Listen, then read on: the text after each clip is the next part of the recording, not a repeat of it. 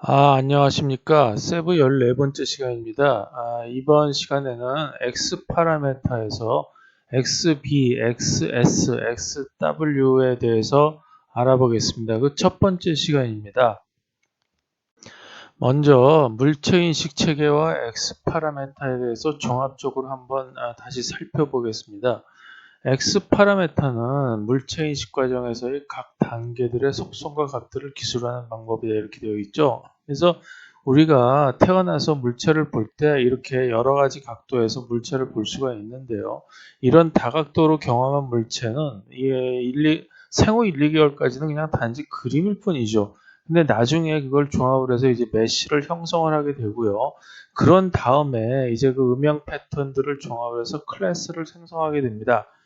그래서 이제 그 클래스를 생성을 할 때 자기가 그 여태까지 가장 익숙한 패턴, 근데 생후 1, 2개월 정도까지는 이제 2차원 도형밖에는 익숙해지질 않았기 때문에 그 도형들 중에서 한눈에 잡힐 수 있는 이 원을 이제 그 밑면으로 해서 이 옆에 면, 이 실린더를 익스트루드를 시키죠. 이 익스트루드 시키는 과정을 통해서 이제 이 컵이라는 몸통이 이제 완성이 되고요. 그 다음에 이제 여기 옆에 저거를 핸들 손잡이를 달아서 이제 하나의 컵을 완성하게 되죠. 이렇게 컵을 완성해서 클래스를 만들면서 여기 이제 클래스의 축 방향이 정해지는 겁니다. 그래서 이제 여기 X축을 이제 보통은 좀 특징이 있는 여기 손잡이가 붙어 있는 그런 쪽으로 이제 X축을 지정을 하게 되고요. 물론 뭐 X축을 뭐 손잡이가 있는 반대쪽에 지정을 할 수도 있습니다만 뭐 그렇게 하면은 또 다시 또 한번 180도로 바꾸는 과정이 필요하니까 좀 힘들게 되겠죠. 하여튼 뭐 원칙은 심플 이즈 베스트입니다. 자기 나름대로의 이제 클래스를 만들고 그 클래스를 만들고 나면은 여기서 그 보신 것처럼 컵들의 각도나 위치가 다 바뀌어도 그거의 특징들을 잡아서 이게 돌아갔구나 이러면 축도 같이 돌아야지 이런 식으로 축이 다 돌기 때문에 이거 전체를 하나의 같은 이제 물체로 인식을 하게 되는 거죠. 이전에서는 이게 같은 물체가 아니었어요. 이거하고 이거는 다른 물체로 인식을 했는데 클래스가 만들어져서 이제 그 물체가 정확하게 인식이 되는 순간 이거 전부 다 같은 물체로 이제 인식이 됩니다. 근데 여기서 이제 재밌는 게 홀로그램 같은 경우는 이제 그 각도가 달라질 때마다 화면이 달라지고 그건 다른 물체가 되겠죠. 같은 위치에 있더라도 그런 식으로 이제 물체 인식 체계가 이렇게 잡혀지는 게 X 파라메타가 형성이 되고 나서 즉 뇌 속에서 어떤 그 축이라든가 아니면 그 물체의 특징 이런 것들이 다 등록이 돼서 그 등록이 되어야지만 이거를 다 같은 물체라고 인식을 하고 이게 어떤 물체라는 것을 알 수가 있다. 이렇게 말씀드릴 수가 있습니다. 그래서 카메라 좌표와 서피스 좌표를 헷갈리면 안 되는데 그 과정을 한번 다시 부연 설명을 해보겠습니다. 그래서 여기서 중요한 거는 이제 그 카메라 좌표는 주로 우리는 그 표면을 보게 되죠. 물체의 표면을. 표면밖에는 사실 볼 수가 없습니다. 안에 뜯어볼 수가 없기 때문에. 그래서 바깥쪽에서 볼 때 그거를 이제 표준으로 삼는데 보통은 그 안쪽에서 보는 거하고 바깥쪽에서 보는 거는 이제 Y축이 안쪽으로 들어가느냐 바깥쪽으로 들어가느냐 이거에 따라서 그 Y축도 이제 바뀌죠. 그게 이제 모양은 똑같고 축만 바뀐 거를 이제 미러 이미지라고 하는데 하여튼 이제부터는 표준은 바깥쪽에서 본 거다 이렇게 생각을 하시면 됩니다. 그래서 전에 이 예는 전 시간에 말씀드렸던 건데 겉에 표면을 좌표를 잡고요. 그 다음에 거기서 이제 컨투하고 커베처를 만드는데 여기서 이 새로운 XC 좌표를 잡게 되면은 거기에 그 XC 물체에 대한 어떤 좌표죠. 이것만의 독립적인 파트라고 했을 때 이게 파트 이제 그 기준을 잡는 건데 그 기준을 카메라는 여기 X500에서 200 포지션하고 마이너스 70도로 돌아가게 잡았다라는 얘기를 하는 겁니다. 그래서 이거를 왜 쓰냐 하면은 이것도 기준이 있어야 되기 때문에, 즉 서피스 상에서의 기준이 있어야지 되기 때문에 이제 쓰는 건데, 여기서 보통 서피스에서 쓸 때는 이제 여기서 봤듯이 직접에 좌표를 지정을 해서 컨투어를 지정을 할 수가 있어요. 왜냐하면은 그 전에 어떤 기준이 되는 서피스가 없는 상태에서 클래스를 생성을 하고 XC를 만들고 그럴 때는 그냥 여기 절대적인 포지션이 좌표가 없었기 때문에 그냥 여기서 돌아간 이제 퍼센트 길이하고 각도하고 이것만 갖고 써서 클래스를 만들었는데, 보통 서피스를 지정을 하는 경우에는 이제 서피스의 좌표가 있죠. 여기가 이제 0,0이고 1로 돌아갈수록 얼마가 되고 그런 게 있기 때문에 이 컨투어 자체를 좌표값으로 쓰는 경우가 많습니다. 그래서 그렇게 좌표값으로 쓰는 경우가 있다 하더라도 그거는 기준축이 필요하게 되죠. 왜냐하면 그 기준축의 X점을 기준으로 컨투어나 커베처를 모두 기술하기 때문에 그렇죠. 근데 일단 이렇게 좌표값을 기준으로 쓰게 되면은 이미 크기가 정해지기 때문에 여기서 컨트래스트 속성은 안 써도 돼요. 여기 컨트래스트가 없죠.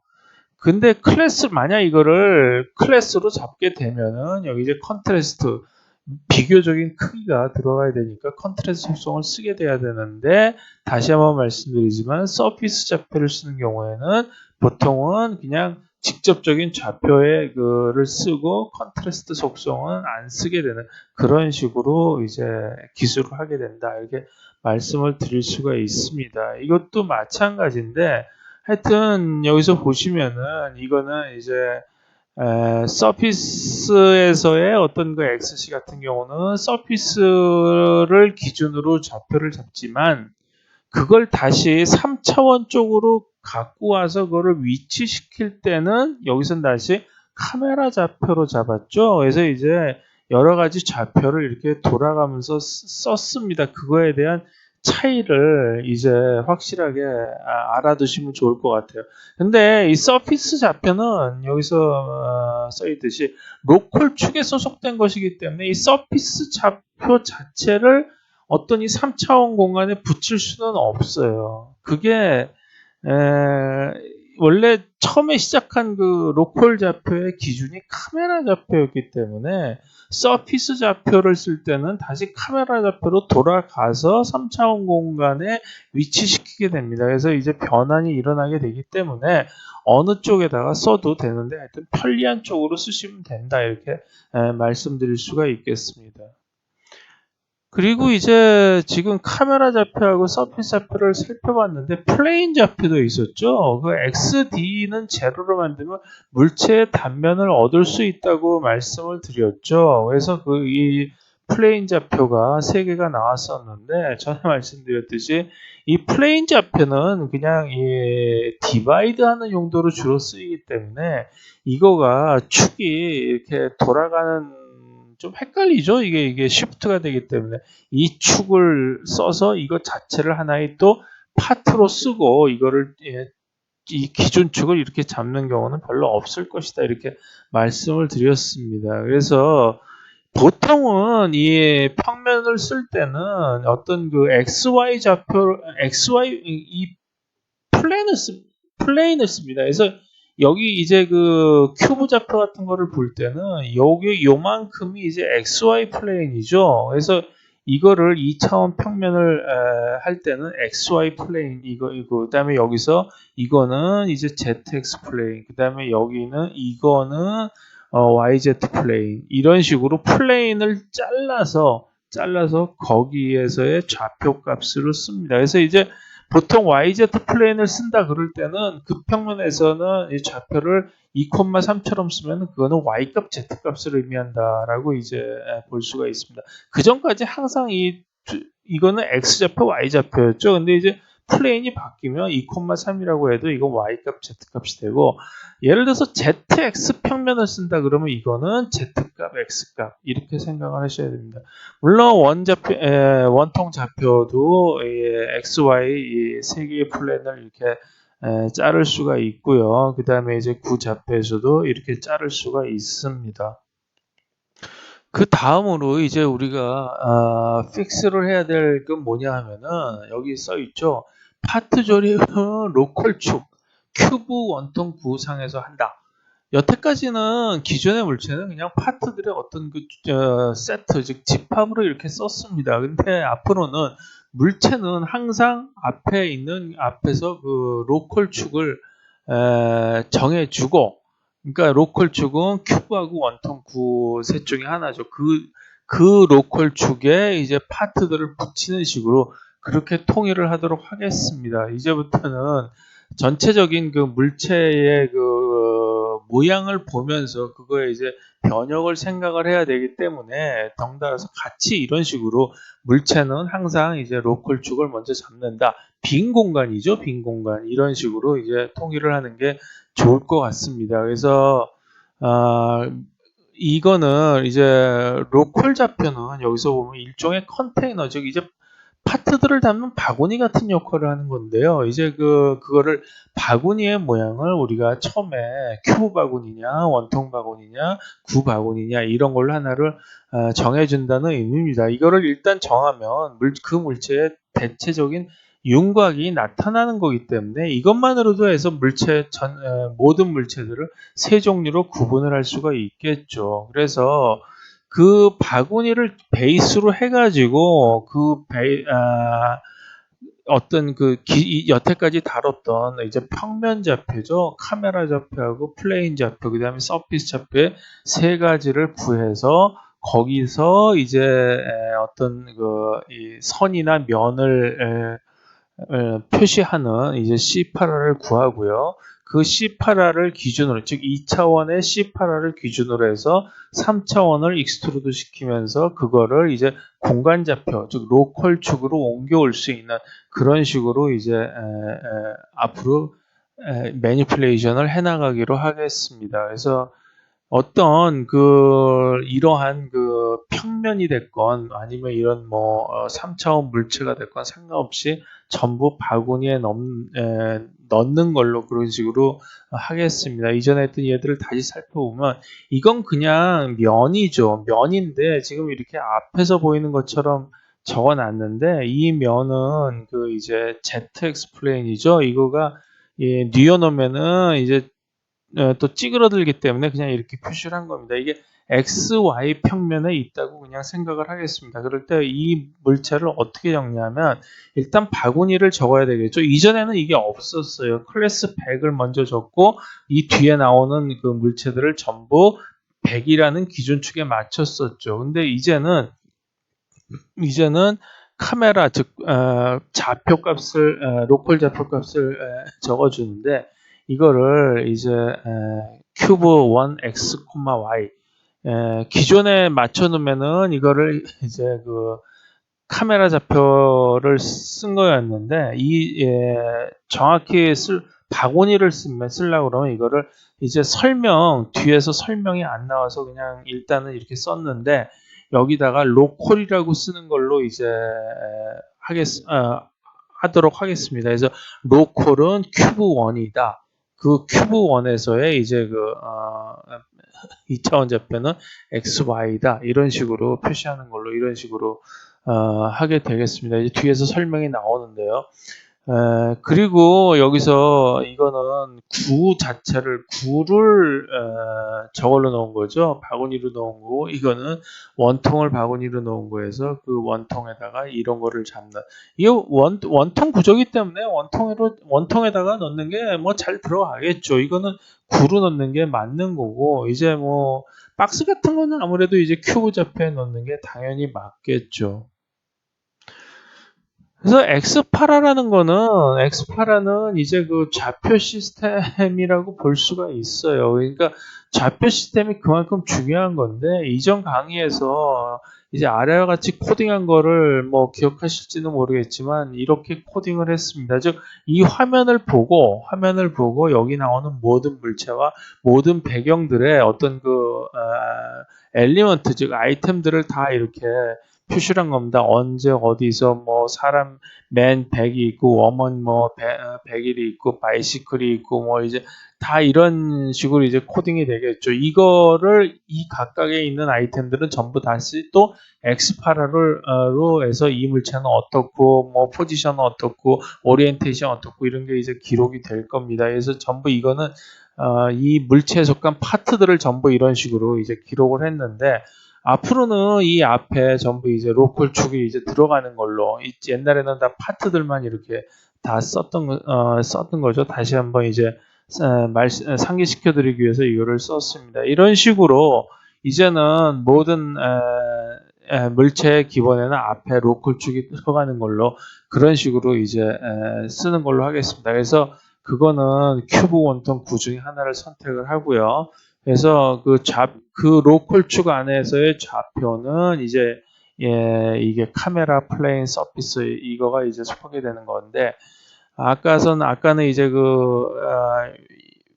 전예에서는 로컬을 빼먹었죠. 로컬 큐브 1을 쓰고 그 다음에 여기서의 카메라 좌표는 내가 큐브 1에 뭐 이제 큐브 1의 카메라로 쓰든지 큐브 1의 XY 플레인으로 쓰든지 큐브 1의 서피스처럼 쓰든지 이렇게 통일해서 표기하기로 한다. 이렇게 이제 정했습니다. 그래서 이걸 좀 종합해서 이제 정리를 해보면 로컬 축은 물체의 기준 축이죠. 이제 이거가 이제 글로벌 좌표 축으로 갈 때 이 축의 원점하고 이제 방향이 전부 표시가 돼서 글로벌 좌표 축에 이제 위치가 되는 겁니다. 그럼 이제 한결지겠죠. 이제 모든 거는 로컬 축 기준이다.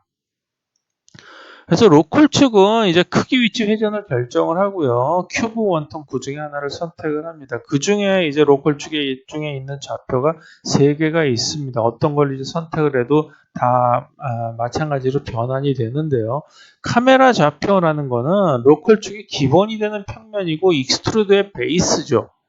이거는 2차원 평면입니다. 평면. 2차원이죠. 2차원 평면상의 C8예요.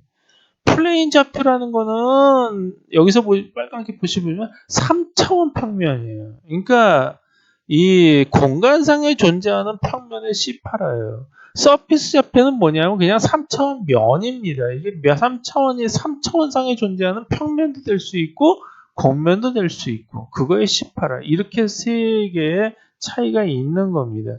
플레인 좌표라는 거는 XD equal 0일 때 디바이드 할 때 이제 그걸 썼죠. 그 다음에 XY, YZ, ZX에 이제 사는 이 2가지 종류가 있다고 말씀을 드렸고요. 주로 이거를 씁니다. 그래서 물체의 단면을 포함하는 평면이 되겠고요. 서피스 좌표는 겉표면을 펴서 좌표로 변환한 거고, 그 다음에 표면상에 파트들이 붙어 있을 때 그 파트들을 익스트루드라는 베이스로 쓰였습니다. 이제 물체 변형, 즉 이제 밴딩, 그러니까 밴딩, 뭐 스트레치, 스퀴즈, 슬랜트, 트위스트 이런 물체의 변형들을 살펴볼 텐데 이러한 물체의 변형도 좌표 없이 기술하는 것은 불가능하죠. 이 아래에 있는 변형들을 보시면 우리가 이제 물체의 변형이라는 것은 우리가 경험상 하는 겁니다. 그러니까 원래부터 이게 변형이 일어나서 그렇게 된 건지 아니면 뭐 원래 그런 건지는 경험이 없으면 알 수가 없는 거예요. 그래서 그러한 변형에 의해서 만들어진 결과물이다. 그 결과물이라는 걸 알고 있습니다. 변형이라는 건 뭐냐면은 뭐 접히고 굽히고 찌그러지고 늘어지고 구겨지고 꼬이고 등등 나타나는데 어쨌든 여기서 보시면은 이제 이 빨간 선들이 이제 그 변형된 부분이에요. 이게 변형된 여기서 이제 궤적이라고 표현을 하는데 그거는 이러한 궤적은 이제 좌표 없이는 이제 이 표시를 할 수가 없습니다. 그래서 결국 물체의 변형도 좌표가 꼭 필요하다. 이런 거 보시면 이게 접힌 거죠. 우리가 접힌 거 어떻게 하냐면 우리가 박스를 접잖아요. 그래서 알고 있는 겁니다. 털실은 감죠. 그래서 이게 둥그렇게 이제 모양에 따라서 물론 이제 네모난데 실패해 가면 네모나게 되겠죠. 이건 동그란 이제 뭉치로 털 뭉치로 감았기 때문에 이렇게 된 거고 이 오렌지는 짜니까 이런 식으로 변형이 일어나는 겁니다. 옷의 주름도 전부 이렇게 꺾이는 거죠.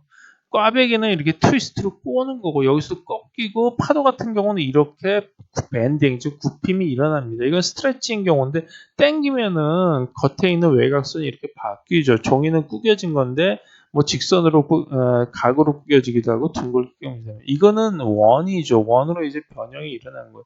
이런 것들을 표시를 할 때 밴딩이나 스트레치 스퀴즈 그다음에 트위스트 이런 것들로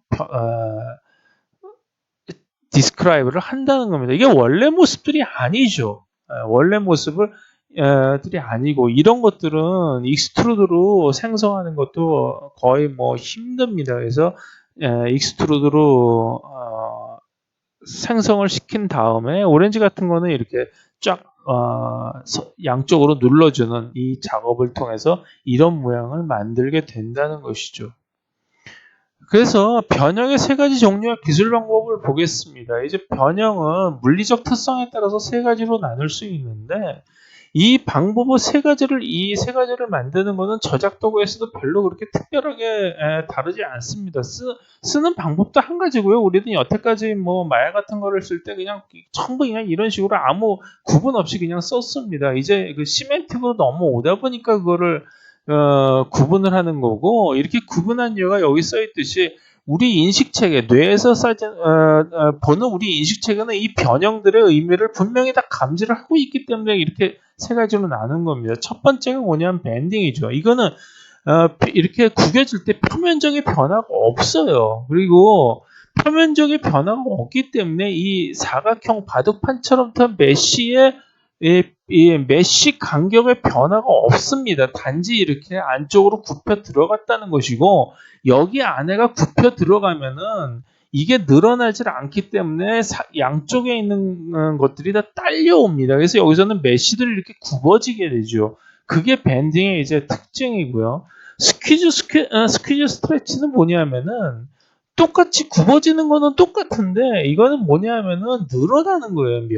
표면이. 그래서 표면이 늘어나기 때문에 여기서의 메쉬의 한 간격이 이제 그러니까 면적이 커지는 거예요. 면적이나 볼륨이 커지는 거예요. 여기보다 커졌죠. 기존에 있는 저거보다. 그러니까 이거는 이만큼이 쭉 고무처럼 늘어난 거예요. 그러니까 이거를 뭐 X2라고 볼 수도 있고 XS라고 볼 수도 있고 뭐 스트레치라고 볼 수도 있고 그렇지만 이게 만약 이런 식으로 정확하게 생성이 된다 그러면은 여기 있는 이 그물이 늘어나는 게 아니라 다 이렇게 똑같은 간격으로 메워져야지 돼요. 그게 생성이고 이게 이렇게 그물 간격이 늘어나 있는 거는 이거는 S입니다. 그래서 이게 지금 안쪽으로 이렇게 늘어나면은 뭐 스트레치라도 올 수도 있고 안쪽으로 이게 줄어들었다. 이게 안쪽이다. 그러면 스퀴즈라고 볼 수 있는 거 같은 겁니다. 그러니까 결국 뭐냐면 전부 내가 어떻게 생각하느냐라는 거에 따라서 달라진다. 이렇게 말씀드릴 수가 있는 겁니다. 이것도 마찬가지예요. 전형적인 표면에서의 익스트루드죠. 익스트루드가 되려면은 여기서 그 메쉬 그물들이 전부 이렇게 가로줄이 쳐져야 돼요. 그거가 이제 쳤는데 이거는 그냥 익스트루드, 즉 고무줄이 늘어난 것 같다라고 생각하면은 이거는 XS라고 적는다는 겁니다.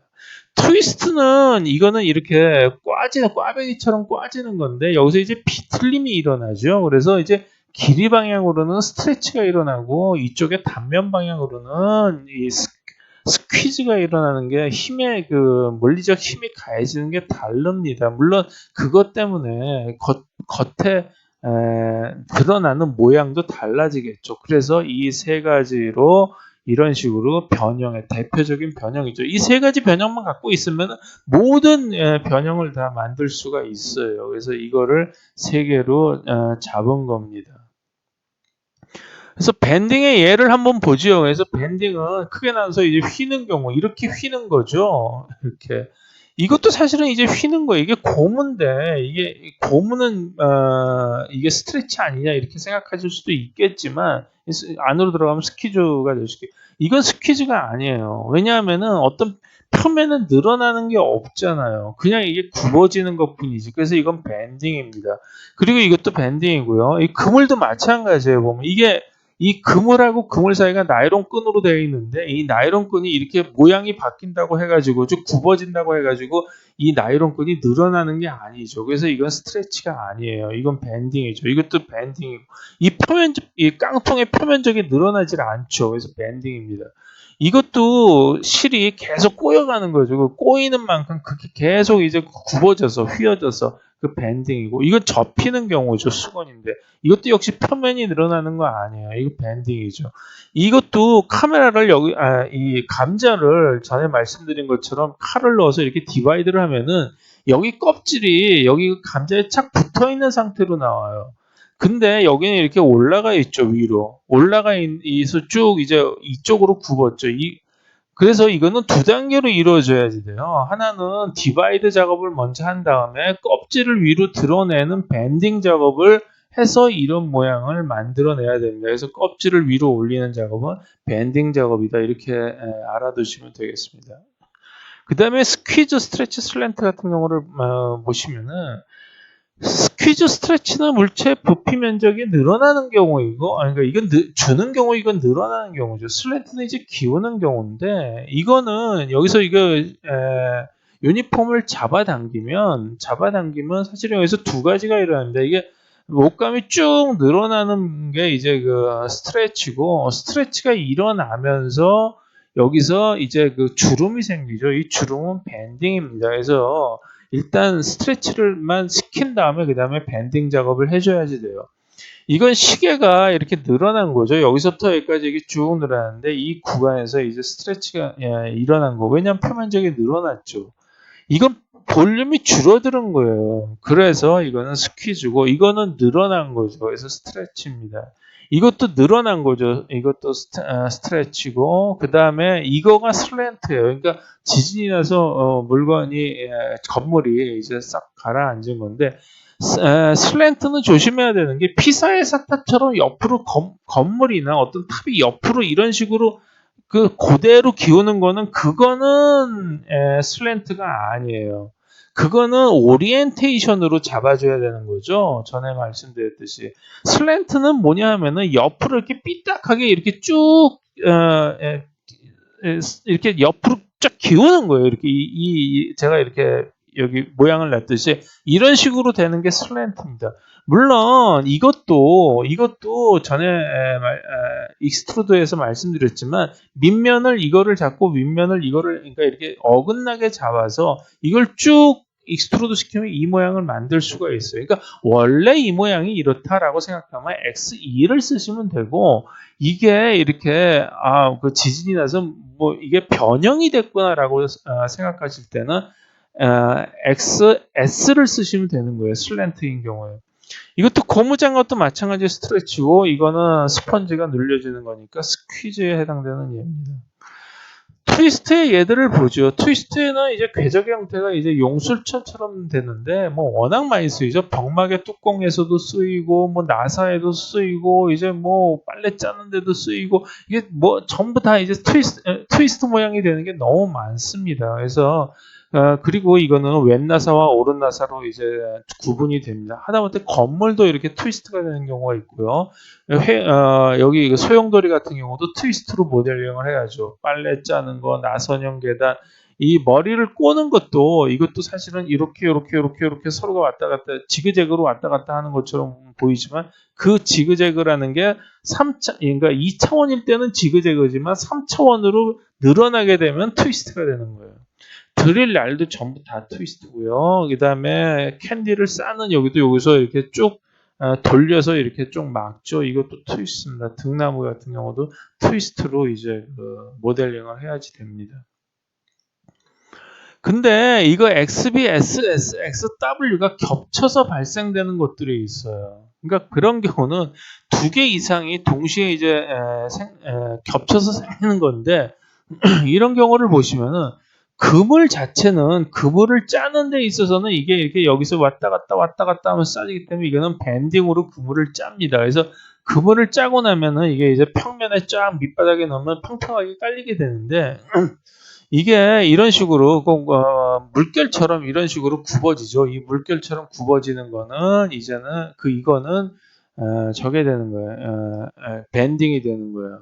그러면 이제 뒤에서 다음 시간에 이제 설명을 하겠습니다만 예를 들어서 이 밴딩은 물체가 그물의 나이론 끈밖에 없는데 이 밴딩은 어떻게 구현을 하느냐? 맨 처음에 물체라는 거를 만들 때 이제 로컬 축을 쓰기로 했었죠. 그 로컬 축은 이건 뭘 쓰겠어요? 큐브의 XY 플랜 같은 거를 쓰겠죠. 그 XY 플랜 자체를 밴딩으로 주름처럼 구부리면 그 안에 속해져 있는 그물까지 같이 이런 식으로 굽어지는 게 되는 거예요. 그러니까 그렇게 해서 이렇게 굽어지는 거지. 그물 자체를 이렇게 주름처럼 밴딩을 시키는 건 아니에요. 이것도 스트레치인데 스트레치에 주름이 생겼죠. 이것도 두 가지인 거예요. 스트레치하고 그 다음에 밴딩 두 개 겹한 거고 이것도 이게 이제 사탕수수를 짜는 건데 여기서 먼저 스트레치가 이루어지죠. 스트레치가 이루어지면서 아까 감자 깎는 것처럼 이게 위로 쭉 이제 빨려 나올수록 껍질이 들리게 되는 거예요. 이렇게 껍질이 들리는 거는 XB 밴딩으로 처리해 줘야 됩니다. 이것도 그런 마찬가지예요. 여기 물통이 접히는 거는 밴딩으로 접혀요. 근데 이 전체적으로 이 찌그러지는 거는 스트레치로 찌그러지죠. 두 개를 같이 표현을 해줘야 돼요. 즉 밴딩을 먼저 접고 이만큼을 스퀴즈. 이건 스퀴즈예요. 스퀴즈 시키고 그런 식으로 써야 됩니다. 이거 전송 경우는 전체적으로 보면 스트레치죠. 근데 이 전서 하다 하나는 각각은 이거는 이제 밴딩으로 이렇게 랜덤하게 굽어져 있죠. 커튼도 마찬가지예요. 이거는 스퀴즈지만 주름이 지어 있는 거는 밴딩입니다. 그 다음에 여기 이 철망 같은 경우는 이게 철망이 이제 오돌도돌하게 이렇게 되어 있죠. 이건 밴딩이고 여기서 둥그렇게 감은 거 이것도 밴딩이에요. 밴딩 두 개가 겹쳐져 있는 거죠. 이거는 뭐냐 하면은 여기서 이제 쭉 잡아당기죠. 이거는 이게 잡아당기는 거는 이거는 스트레치인데 이 스트레치를 시키면서 이게 이렇게 쭉 굽죠. 이제 면 자체가 이거는 밴딩이에요. 이렇게 겹쳐지는 경우는 두 개를 다 기술을 해야 되고 기술하는 순서는 변형된 순서에 맞춰서 기술하면 됩니다. 그래서 변형된 모양의 코딩을 보면은 첫 번째 기본 원리를 한번 살펴보죠. 변형된 모양은 원래 모양의 그 변형된 모양을 더함으로써 기술할 수가 있다.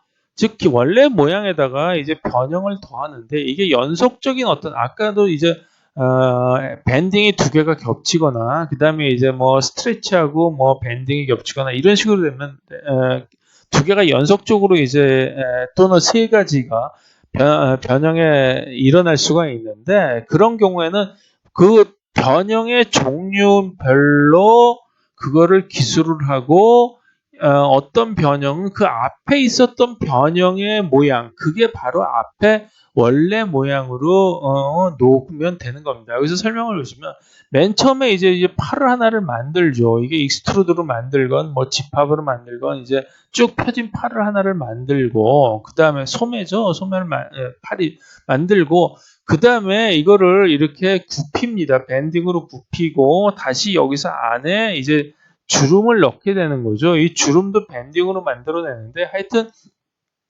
이러한 모양을 기술하기 위해서는 이렇게 처음에 생성하고 이렇게 구부리고 다시 주름 넣는 두 가지 스텝의 세 가지를 이렇게 기술을 한다. 이렇게 알아두시면 되겠습니다. 이렇게 변형만을 따로 기술하는 이유는 첫 번째 변형까지 고려한 복잡한 모양을 한꺼번에 생성하는 것은 거의 불가능합니다.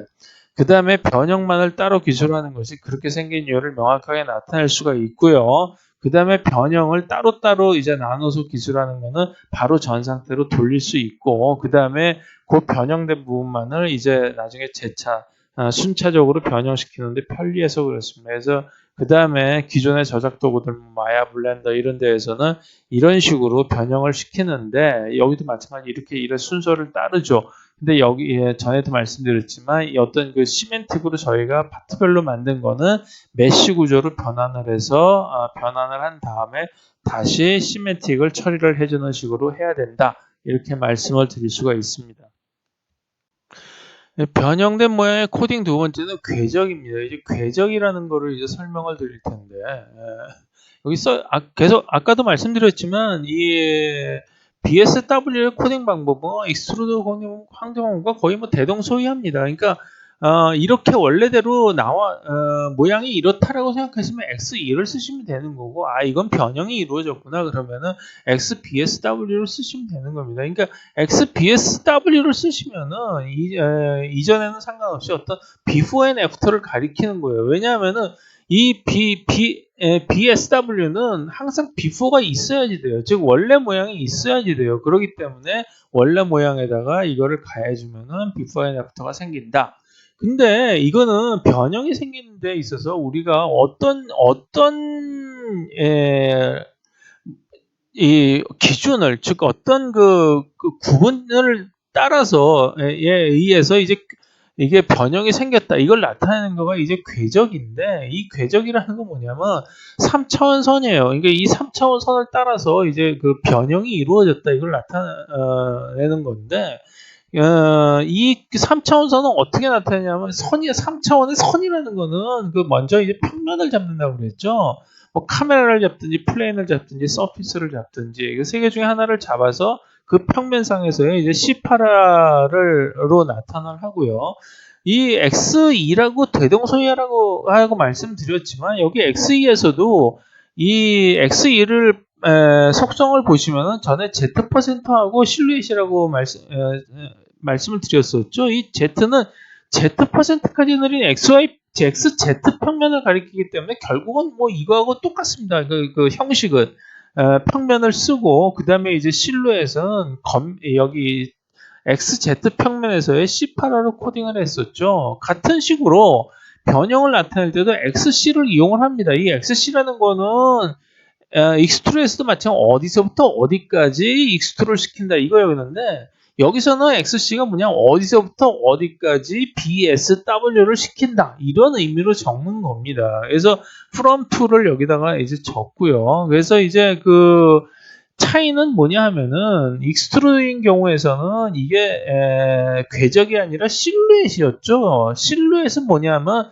이 XC의 그러니까 패곡선이죠. 패곡선을 쭉 따라가면서 360도 전부 다 똑같은 방향으로 그거를 돌아가면서 적었죠. 그래서 블록 튀어나온 거를 실루엣에 적으면 전체가 다 이제 배불뚝이처럼 전체가 다 튀어나오는 이제 블록한 모양이 360도 전체가 블록한 모양이 되는데 그게 실루엣인데, 궤적은 그게 아니에요. 예를 들어서 궤적에다가 이렇게 휘어진 곡선을 넣었다 그러면 그쪽 방향으로만 휘어집니다.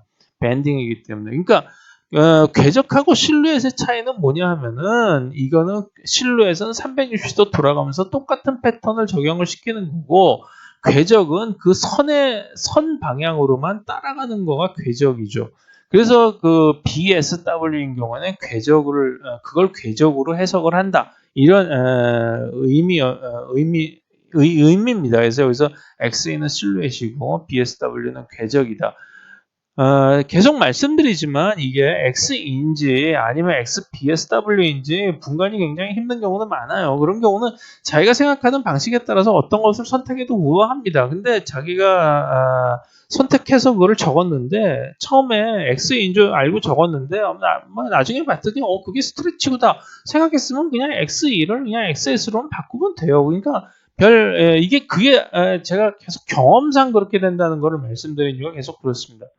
파이프 같은 경우는 XC 단면을 이거 두 개를 잡고 이쪽으로 이렇게 휘는 경우요. 빨간 선이 궤적이죠. 그 다음에 주름 같은 경우는 뭐냐면 여기서부터 이 녹색으로 표시된 게 이제 XC죠.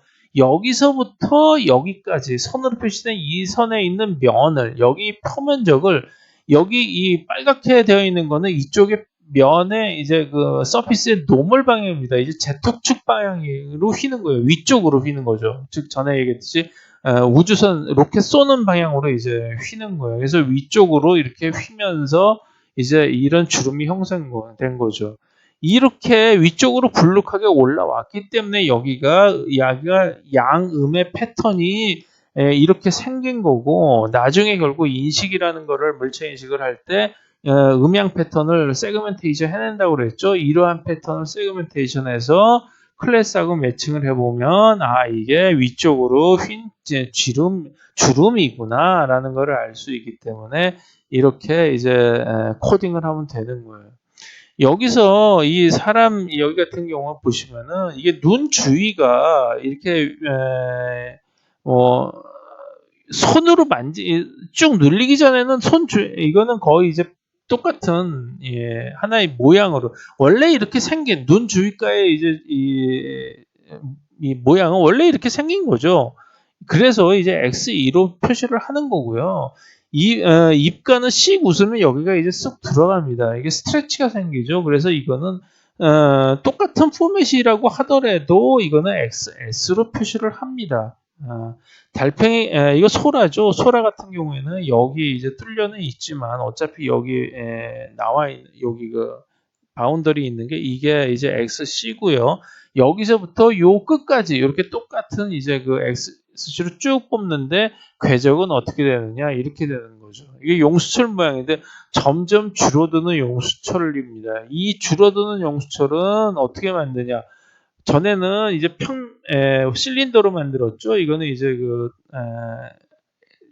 쭉 일정한 이제 두께의 용수철이라고 볼 수 있는데 이건 줄어든다. 이 줄어드는 거는 표면을 원뿔로 해가지고 그거를 계속 나선형으로 돌리면은 이러한 그 용수철이 만들어집니다. 그러니까 이러한 궤적은 이러한 나선형 원뿔형 용수철로 이루어진다 이렇게 생각을 하시면 됩니다.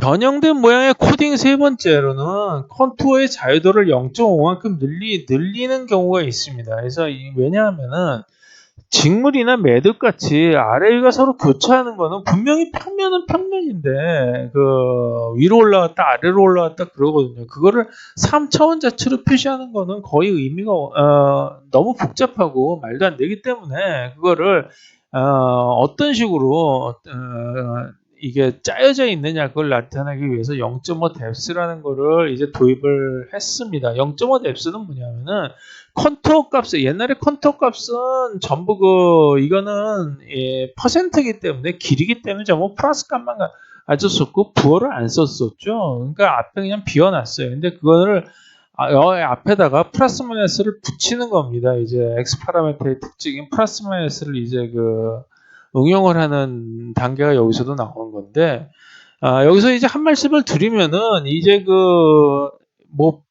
숫자에만 플러스 마이너스를 붙이는 게 아니라, 클래스에도 붙이고, 이렇게 앞에 이제 집합교에도 플러스 마이너스를 붙이고 막 이러는데, 이거는 전혀 상관이 없어요. 그러니까 예를 들어서 오브젝트 오리엔티드 프로그래밍 같은 경우에 보면은, 그거를 플러스 마이너스를 전부 오퍼레이션을 리디파인을 할 수가 있어요. 리디파인을 하거나 아니면 플러스 마이너스 띄어내서 따로 저장을 하거나 어떤 식으로든지 이거를 처리를 할 수가 있기 때문에 상관이 없습니다. 여기서는 그냥 단지 보기 편하라고 앞에다가 그냥 붙인 거다 이렇게 생각을 하시면 될 것 같아요. 그래서 부호가 없으면은 뎁스는 제로 아까 평면상으로 가는 거고 앞에 플러스가 붙어 있으면 뎁스는 플러스죠. 위쪽으로 넘어간다는 거예요. 마이너스면 뎁스는 밑에 쪽으로 이렇게 지나간다는 거고. 그래서 궤적이 교차할 때 플러스는 위로 지나가고 마이너스는 아래로 지나간다는 뜻이에요. 그래서 궤적이 서로 교차할 때 그렇게 표시를 하겠다는 거죠. 나머지는 똑같습니다. C8 코딩하는 거하고 똑같이 코딩을 하면 되는 거고요. 여기서 이게 하나 이제 예로 들어온 거죠. 이게 보시면은 여기서 쭉 이쪽으로 따라가면서 이쪽으로 이게 이제 밧줄을 꼬아놓은 건데 이렇게 해서 여기까지를 코딩을 해본다. 궤적을 코딩을 해보겠습니다. 그래서 X축을 이렇게 해서 이거를 100%라고 놨고요. 이쪽으로 따라가면서 길이는 대충 보시면은 알 겁니다. 대충 제가 이제 눈대중으로 해서 그냥 적어놨고요. 그 다음에 여기서 X축이 이렇게 되니까 오른쪽으로 휘면 커베처는 플러스고 왼쪽으로 휘면 마이너스입니다. 이거는 제가 특별하게 설명을 드리지 않아도 될 거고요. 그래서 보시면은 여기서 쭉 맨 처음에 여기서부터 출발을 할 때 이게 밑으로 지나갔다 로 생각하면은 안 돼요. 원래 이게 여기 처음에 이쪽으로 지나갈 때 아무것도 없었죠. 그래서 여기서는 그냥 아무것도 안 적는 겁니다. 그래서 여기 이렇게 쭉 지나고 여기서도 아무것도 없었고 여기까지 쭉 아무것도 없었어요. 그쵸? 근데 여기서부터 이쪽 구간을 갈 때 보니까 기존에 있는 게 여기까지가 이제 있는 거예요. 여기서부터 시작해요. 그럼 이거는 위로 지나가야 되니까 플러스로 지나가야 돼요. 그래서 플러스 120으로 지나갔고 여기서는 기존에 이게 있죠. 이미 있는 거예요. 와서 자리 잡고 있으니까 이걸 밑에 쪽으로 지나가는 걸로 해서 여기는 마이너스 100으로 코딩을 해야 돼요. 여기는 다시 플러스로 코딩을 해야 되죠. 위로 올라가고 여기는 아무것도 없죠. 그러니까 여기는 그냥 부어 붙이지 않다가 여기로 오면은 요 구간에서 오면은 위에도 하나가 있고 아래도 하나가 있죠. 그 중간 지점으로 들어가는 거예요. 그러니까 플러스하고 마이너스는 서로 상쇄를 시켜가지고 어떤 부어도 적시 않습니다. 그래서 여기는 그냥 120하고 30 이렇게 적어요. 여긴 밑으로 가니까 마이너스로 가고 마이너스 120으로 가고 여기는 평면이니까 다시 200에서 마이너스 20으로 오는 거예요.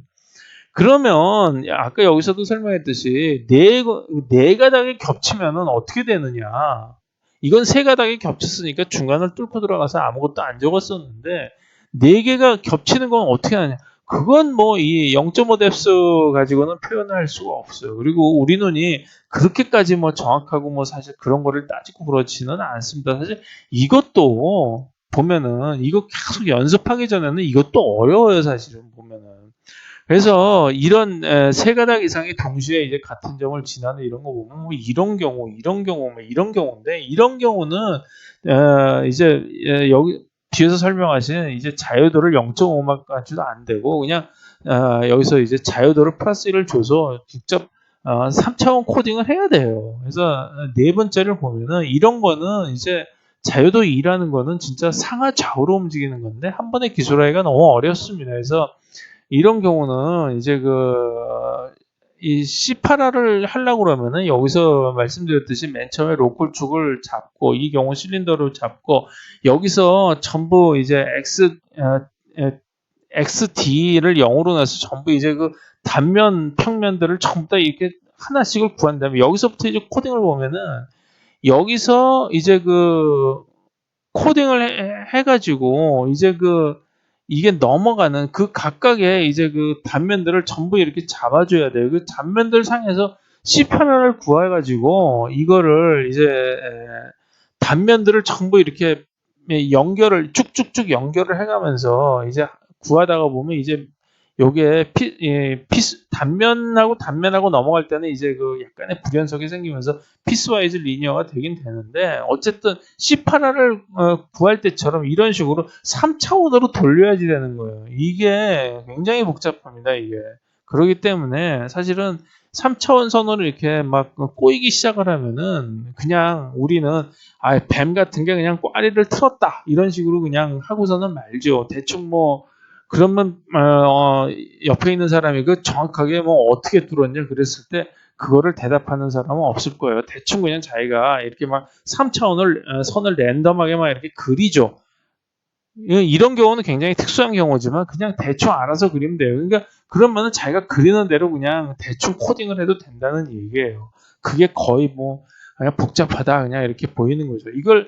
이게 너무 이제 이런 코딩 방식이 너무 힘들면 이제 다음에 설명한 트레이스 XR 파라메타를 이용해서 이제 프레임별로 를 구하면 되는데 XR 파라메타는 뭐냐면 여기 이제 이거를 이제 이렇게 궤적이 이렇게 움직인다고 생각을 해가지고 이걸 전부 프레임으로 그러니까 1초에 24장이나 30장, 60장처럼 가는 시간축의 프레임으로 나누고 그 하나의 프레임마다 전부 여기 위치를 바꾸고 오리엔테이션을 바꾸고 그죠?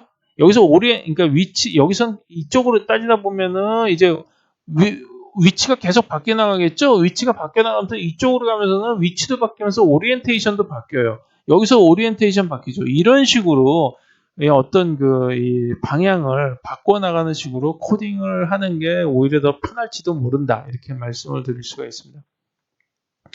그래서 변형된 모양의 코딩의 5번째를 보시면 이제 궤적의 교차인데 이거는 자, 이제 지금까지 보시면은 선의 교차를 허용하지 않았었어요. 세그멘테이션은 왜냐면 면 단위였기 때문에 그런 거죠. 근데 이거는 궤적으로 이루어지고, 궤적은 뭐냐 하면은 이 선이 지나갑니다. 이런 경우를 보시면은 이거는 면 두 개로 이렇게 세그멘테이션이 되지, 이렇게 선이 지나가는 걸로 코딩이 되지를 않았어요. 그 선 같은 경우도 여태까지는 선의 두께가 있는 걸로 취급을 해가지고 선은 자체는 면으로 해석이 됐었습니다. 면으로 해석이 되고, 여태까지 이 헤어라인이라는 거는 뭐냐면 단지 그냥 경계만을 나타내는 걸로 되어 있었는데, 이제 어떤 사람마다는 좀 다르겠지만, 두께가 좀 가늘고, 길이가 긴 거는 우리가 선으로 인식을 해서 헤어라인을 뽑습니다. 이 헤어라인을 뽑으려면 세선화가 이루어져야지 돼요. 즉, 세선화가 이루어지는 경우는, 계속 얘기지만, 가늘고 긴 그런 거는, 그럼 어디까지 가는 거냐? 그건 이제 개인마다 좀 다를 수가 있어요. 근데 대동소이하지만 어쨌든 가늘고 길다라고 생각하는 경우는 세선화를 해서 헤어라인을 뽑습니다. 이런 경우가 다 헤어라인이 되는 경우예요. 이것도 헤어라인이 되는 경우, 이것도 사인도 헤어라인이 되는 거예요. 그래서 헤어라인이 일단 되고 나면은, 세선화를 해서 헤어라인이 되고 나면 그 다음에는 게슈탈트 원리를 적용이 돼서 우리는 전부 이렇게 선이 여기서 끝나는 게 아니라 선을 같은 방향으로 이어지는 타고 넘어갑니다. 그래서 타고 넘어가기 때문에 여기서 교차점이 생기는데, 여기서는 두께가 없이 헤어라인이기 때문에 그냥 방향만 나타내는 거예요. 아까 같은 경우에서는 이거는 뭐 털실이나 그 다음에 뭐 이렇게 밧줄 이런 거는 이 두께가 있죠. 그 두께가 있기 때문에 이게 타고 넘어간다 개념이 이제 있었지만, 이렇게 그냥 헤어라인으로만 따지는 경우에는 이게 그냥 게슈탈트식으로 그냥 이렇게 쭉 뻗어나가는. 그래서 이러한 이게 즉 모양은, 그러니까 두께나 모양이나 면의 모양은 중요하지 않고, 결국 선의 방향이 어디로 가느냐, 방향, 즉 컨투어만 따지는 거죠. 방향이 어디로 가느냐, 그거를 이제 코딩을 하는 거죠. 그 코딩을 하려고 그러면은 이제 세그멘테이션을 먼저 하고, 그 다음에 세선화를 한 다음에 이제 어느 쪽으로 가느냐, 상하 어느 쪽으로 가느냐, 아니 상하가 아니죠.